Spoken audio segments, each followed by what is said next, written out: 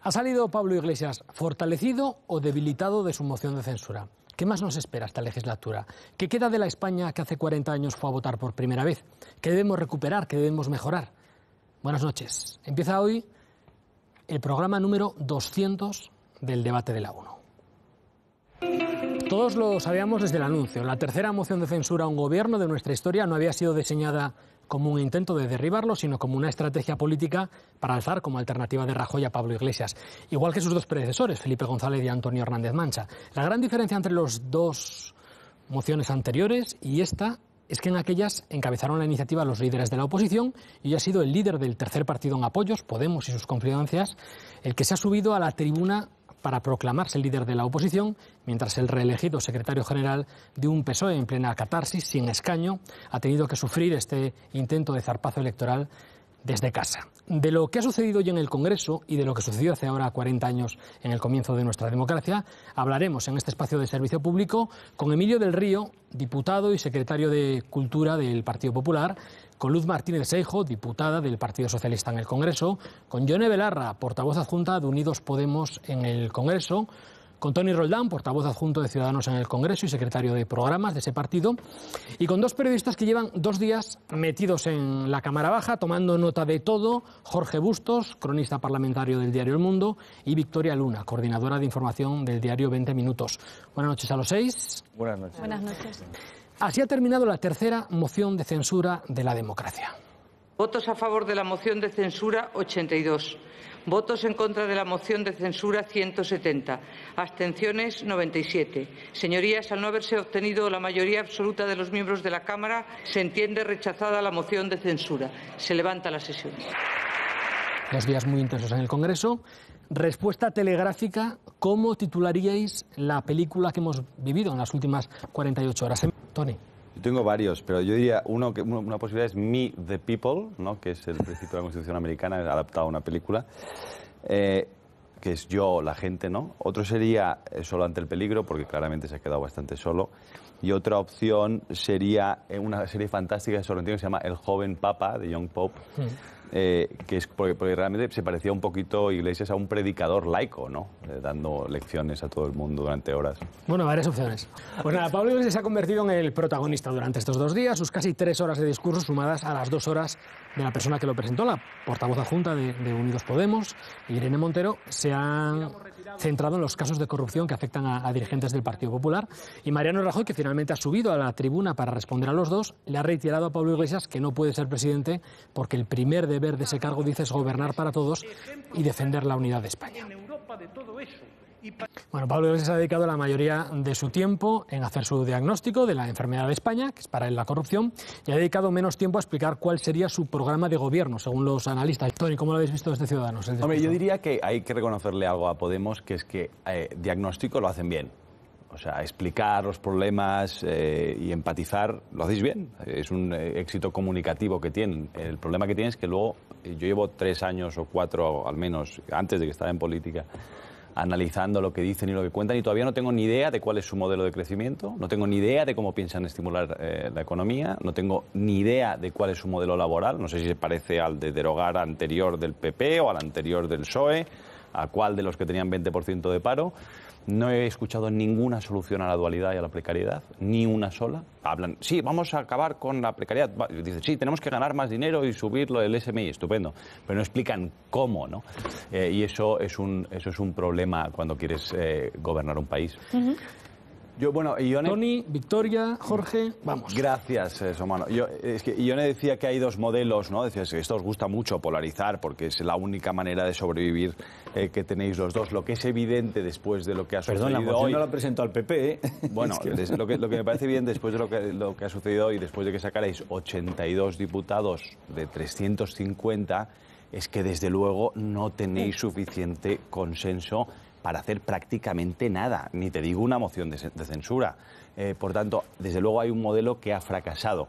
de esos. Entonces, espero que os busquéis, yo creo que en esta pelea que tenéis de a ver quién levanta más el puño y a ver quién es más rojo, bueno, intentar aclararos y si tenéis una opción alternativa. Si no, os sugiero que hagáis como hacemos los demás, que intentamos conseguir reformas, os sentéis en una mesa, dialoguéis y consigáis la extensión de permisos de paternidad, consigáis un complemento salarial para jóvenes, consigáis una ley integral de autónomos, una ley integral contra la corrupción y a lo mejor para eso, de esa manera servís para algo, porque esto es un espectáculo. Yo creo que... Ahora que acabas de citar a Felipe González y Hernández Mancha, vamos a escucharlos, porque saben que la de hoy ha sido la tercera moción de censura de la democracia. Hubo dos antes. También fracasaron en el teórico objetivo de cambiar el gobierno, aunque tuvieron diferente resultado en su objetivo real, que era situar a los entonces líderes de la oposición, a Felipe González y a Antonio Hernández Mancha, como presidenciables. Para Felipe González, acaban de ver, fue un paso más en su camino de llegada a la Moncloa, que se produciría 2 años después. Para Hernández Mancha se convirtió en el principio del fin. ¿Qué va a ser esta moción de censura para Pablo Iglesias? ¿Sale reforzado? ¿Sale debilitado? A ver, Tony, yo iba a decir, ¿cómo sale Pablo Iglesias de esta moción de censura? No, yo iba a decir, en referencia a lo que a Hernández Mancha y a Felipe, me parece que se parece mucho más Pablo Iglesias a Hernández Mancha que a Felipe, aunque lo que le gustaría es lo contrario. Hernández Mancha fracasó. Felipe consiguió aglutinar a una gran parte de la izquierda y del centro político en España, porque tenía un proyecto aglutinador, y este señor lo que ha conseguido es aglutinar a Bildu y Esquerra Republicana. Esa es la gran diferencia, ¿no? Por eso ha fracasado su moción.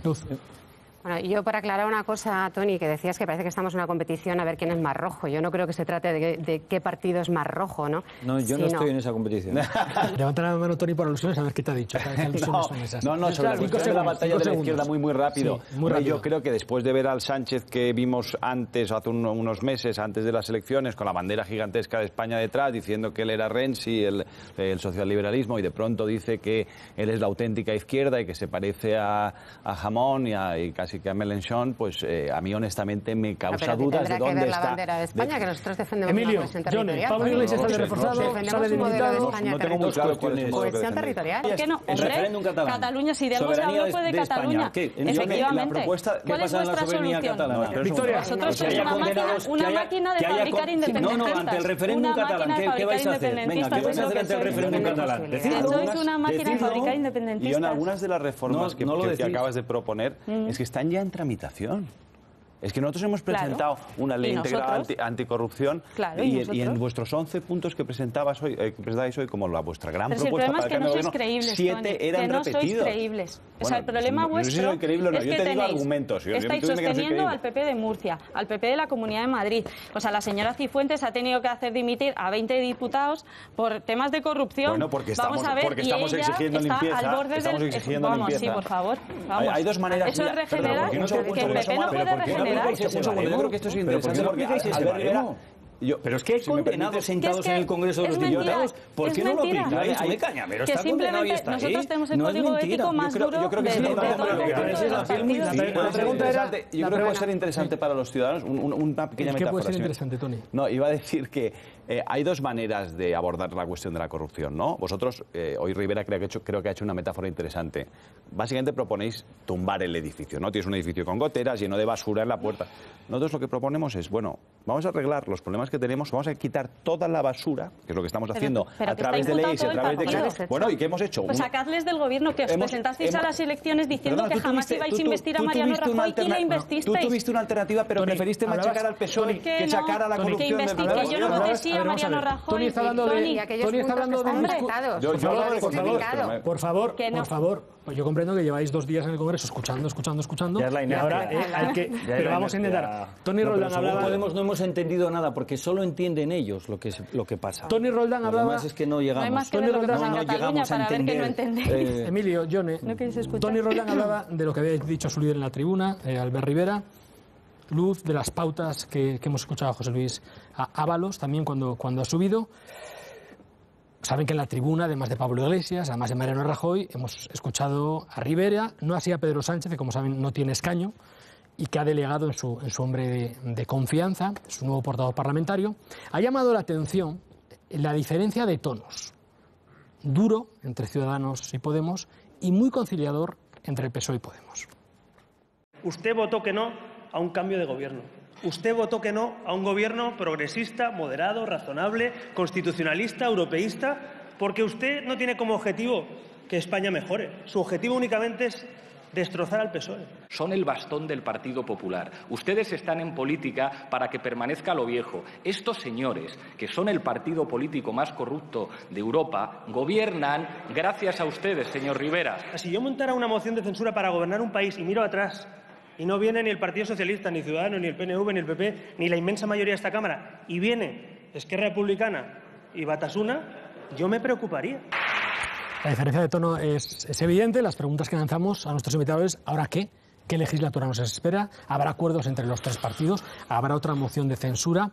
Tony, yo diría que buen rollito entre Rivera y Iglesias no se acabó de ver. Bueno, déjame que comente sobre esto de un segundo. No, a mí me sorprende un poquito la transición del líder de Podemos de pasar de la cal viva aquella, ¿no? de pronto admirarla al felipismo y la transición y de pronto es todo muy bonito y que bien nos llevamos.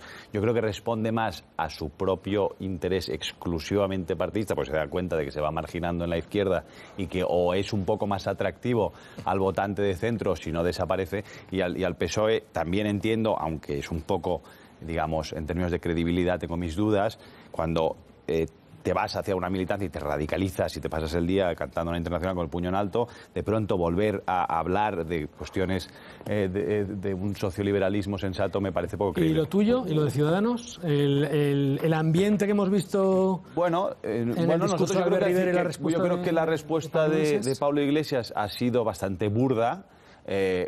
Nosotros hemos planteado unas críticas sobre la política útil que estamos haciendo y todas las cuestiones que hemos conseguido.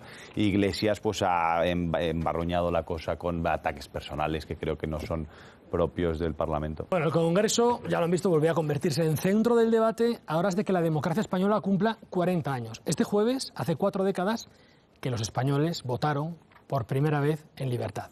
¿Es la transición una historia de reconciliación y éxito que ha traído 40 años de paz y prosperidad? ¿O no es así, Tony? Pues yo diría que lo que consiguió este país en el final de los años 70 y principios de los 80 es gigante. O sea, veníamos, yo hace poco, por varias razones, leía documentos de la época, documentos económicos de una firma que se llama Arturo López Muñoz, que era muy conocida entonces, y explicaban cómo era la economía, aparte de las evidentes problemas de libertades políticas y la dictadura y demás. Tenías una economía absolutamente arcaica, donde prácticamente no había escuela pública, donde prácticamente no había sanidad pública, donde todos los sectores económicos eran prácticamente monopolios. Lograron hacer una transición gigantesca, no solo consiguiendo las libertades civiles y la Constitución, sino además modernizando un país que vivía básicamente en la posautarquía, ¿no? Y eso es increíble, ¿no? Repasaremos los desafíos que tiene España por delante. Hace 40 años de las primeras elecciones, una prueba de la reconciliación, un ejemplo de reconciliación. Vamos a seguir hablando de lo que pasó hace 40 años. Han pasado 4 décadas desde ese 15J. A España no la conoce, como diría Alfonso Guerra, ni la madre que la parió. Para empezar, somos muchos más. En el año 77 vivíamos en España 36 millones de personas, hoy lo hacemos 46 millones, es decir, casi un 28% más. Somos más porque, entre otras razones, vivimos más, 9 años más de media. Si hace 40 años la esperanza media de vida eran de 74 años, hoy ya está en los 83. Eso y la baja natalidad es el origen de uno de nuestros desafíos para los próximos años, que es la sostenibilidad de las pensiones para el futuro. Bueno, vivimos más, vivimos mejor. La renta per cápita, que es el indicador económico que divide los ingresos familiares entre el número de miembros, era de $3.630 en el año 77, hoy es de $21.250, es decir, casi 6 veces más que hace 4 décadas. La incorporación de la mujer al trabajo y también la crisis económica hace mucho más difícil que encontremos un trabajo. Si hace 40 años solo estaban en el paro 5 de cada 100 personas que querían trabajar, hoy no encuentran trabajo casi 19 de cada 100. Uno de los grandes cambios que hemos vivido, no solo en España, sino en todo el planeta, es la revolución de las comunicaciones. España tiene matriculados 30 millones de coches, 6 veces más que en el año 77, y la revolución tecnológica. Hemos pasado de los teléfonos fijos y las cabinas a los 52 millones de teléfonos móviles, es decir, 6 millones más de teléfonos móviles que de habitantes. Y eso por no hablar... Hay problemas que son comunes y por eso precisamente la solución está en Europa, ¿no? Victoria. Yo estoy de acuerdo con la última frase que acaba de decir. Pero yo diría dos ideas. Yo creo que si hay una lección clarísima de la transición es que los cambios importantes todos se consiguieron desde el centro, desde el consenso, desde el diálogo. Yo creo que eso es algo que tenemos que aprender, mirarlo con la perspectiva, y es verdad que todos cedieron y todos llegaron a un acuerdo, y las reformas estructurales gigantescas que consiguió el país se hicieron por consenso y no por frentismo. Eso yo creo que es una idea clave. La segunda es que tenemos un régimen agotado. Hicimos muchos cambios, conseguimos muchas cosas, pero tenemos dos problemas. Teníamos un sistema de partidos que básicamente se dedicó a colonizar todas las instituciones. Tenía su sentido en la transición porque necesitabas partidos fuertes y partidos herméticos que aguantaran pues el tirón y los riesgos que podía haber de golpes de Estado y demás, ¿no? Y tenías que consolidarlos. Con el tiempo, tener unos partidos tan cerrados a la sociedad les convirtió pues, en máquinas de generar corrupción y empezaron a colonizar todas las instituciones. Y después hay otro agotamiento clarísimo, que es el del modelo productivo. Tú has tenido 10 años de boom gigantesco que ha acabado con un modelo, y tenemos que recuperar y acercarnos a una cosa que se llama economía del conocimiento, que viene con la globalización y con la apertura. Hay otros partidos que prefieren cerrarse y buscar opciones dentro y más lejos de Europa. Yo pienso que tenemos que buscar exactamente lo contrario, a través de la educación y el europeísmo. Bueno, han pasado 40 años. España tiene varios desafíos por delante, lo estamos comentando. Uno es la situación económica, el paro, la sostenibilidad de las pensiones. Otro es la regeneración política, del que hablamos también. Otro es la educación. Estamos a la cola de Europa, según los informes de PISA, no lo olvidemos. Y otro es el problema territorial, que gira alrededor del encaje de Cataluña en España. En los últimos días, el presidente de la Generalitat, Puigdemont, ya ha anunciado la fecha en la que va a llevar a cabo su referéndum ilegal. El gobierno insiste en que no se va a celebrar de ninguna manera. Va a intentar impedirlo de la forma más suave posible, pero lo va a impedir. Se avecina un choque de trenes el día 1 de octubre. ¿Y entonces qué? ¿Tiene arreglo el modelo territorial? ¿Hay que hacer cambios? ¿Quién debe decidirlos? Me quedan 30 segundos para agotar todo tu tiempo, Toni. Nosotros tenemos la particularidad que nacimos en Cataluña y yo pienso que es evidente que hay un reto. También pienso que el referéndum no es probablemente la solución al reto que tenemos. La solución a los problemas que tenían los ingleses con Europa no era votar el Brexit, porque van a seguir teniendo problemas internos por las cuestiones de la globalización. La solución a los problemas de España y de la crisis no es salir de España y salir de la Unión Europea y generar una crisis bestial. Yo pienso que tenemos que ir por otro camino, tenemos que reformar España, tenemos que probablemente modernizar España, tenemos que hablar de la relación entre España y Cataluña de otra manera, pero lo que es evidente es que el referéndum lo único que causa es división y no acercamiento. Diálogo que ha habido diálogo de la permanentemente, hombre, permanentemente. Se nota. Ha dado muy buenos sobre puntos. Cuestiones de financiación autonómica, que es un tema fundamental para los catalanes, por ejemplo, da la casualidad que el presidente de la Generalitat está tan interesado en el diálogo que no se presenta, porque lo que le gusta hacer a Puigdemont es colocar monólogos, pero dialogar no le interesa nada, ¿no? Por tanto, yo no creo que haya espacio para encontrar acuerdos cuando estás reivindicando un derecho que además no existe en ningún otro país del mundo, porque el derecho a la autodeterminación no existe, salvo creo que es en Etiopía, corrígeme Bustos que te lo sabrás mejor. Bueno, es un derecho que no existe. O sea, por mucho que digas derecho a decidir, es un derecho que a no ser que estés en un pueblo oprimido, no existe, lo dicen las Naciones Unidas, no me lo invento yo. Por tanto, dejemos de generar marcos extraños. Pero tiene que haber mucha información en Cataluña, cosa que no la está habiendo. No ha habido suficiente transparencia ni del proceso, ni incluso de la propia ley, que ni siquiera ha llegado al Parlamento de Cataluña. Yo no conozco a ningún nacionalista que haya querido o que haya dejado de querer más y más autonomía y más nación y más, por el sentimiento de la bandera absolutamente irracional que le lleva a querer más eternamente. Por tanto, soluciones pragmáticas de este tipo son difíciles. Estoy de acuerdo con la idea del proyecto de país común, un proyecto reformado después del agotamiento de que probablemente ayuda a una serie de catalanes. 40 años de democracia cumplimos, tenemos muchos desafíos por delante. El de Cataluña es un reto importante en todos los casos, porque aquí 8 personas y ninguna postura común, con lo cual, bueno... Pero si hablamos... Y no tenemos independentistas, o sea que... Gracias a todos. Hasta aquí este espacio de reflexión que intenta entender la realidad con algo más que un par de titulares. Hoy hemos escuchado las voces de 8 de las personas que más saben sobre los asuntos de política nacional que hemos abordado. Queda, como siempre, la voz más importante, la suya. Gracias por su atención y buenas noches.